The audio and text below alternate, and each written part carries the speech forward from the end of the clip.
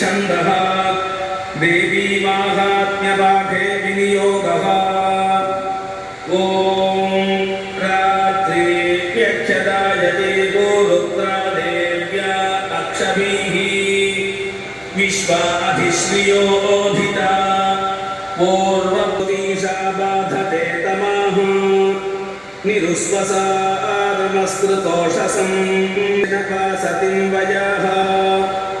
निग्रामासो अवेक्षत निपद्वन्तो निपक्षिणः निश्येनासश्च दर्शिनः कृष्णं व्यक्तमस्थिता उषा हृदेव जातया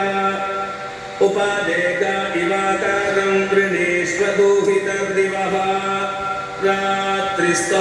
दुर्गा भ्रामर्यो बीजानि अग्निवायुसूर्ये श्री महाकाली महालक्ष्मी महासरस्वती देवता प्रीत्यर्थे जपे विनियोगः ॐ बाणभुषुण्डी परिगायुधा अंगुष्ठाभ्यां नमः ॐ शूलेन पाहि पाहि खड्गेन चाम्बिके गण्डास्वनेन नः पाहि चापर्ज्यानि स्वनेन च प्रतीच्यां च चण्डिके रक्ष दक्षिणे ब्राह्मणेनात्मशूलस्य उत्तरस्यां तथेश्वरी मध्यमाभ्यां नमः ॐ सौम्यानि यानि रूपाणि त्रैलोक्ये विचरन्ति ते यानि चात्यर्थघोराणि तैरक्षास्मांस्तथा भुवम् अनामिकाभ्यां नमः ॐ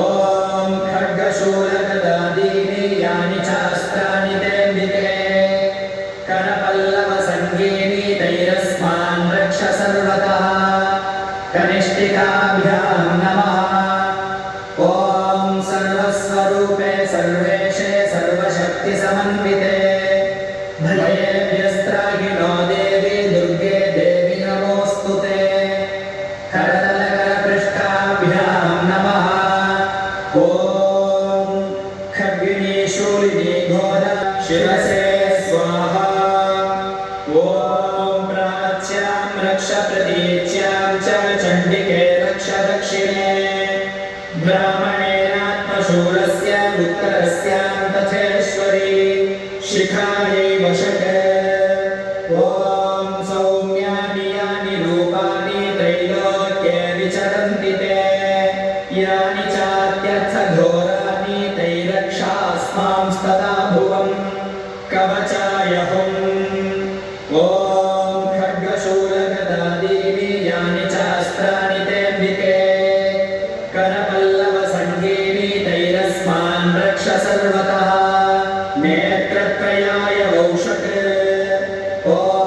सर्वस्वरूपे सर्वेशे सर्वशक्तिसमन्विते वयेभ्यस्त्राहि नो देवी दुर्गे देवी नमोऽस्तुते अस्त्राय पट ध्यानम् विद्युद्दामसमप्रभां मृगपतिस्कन्धस्थितां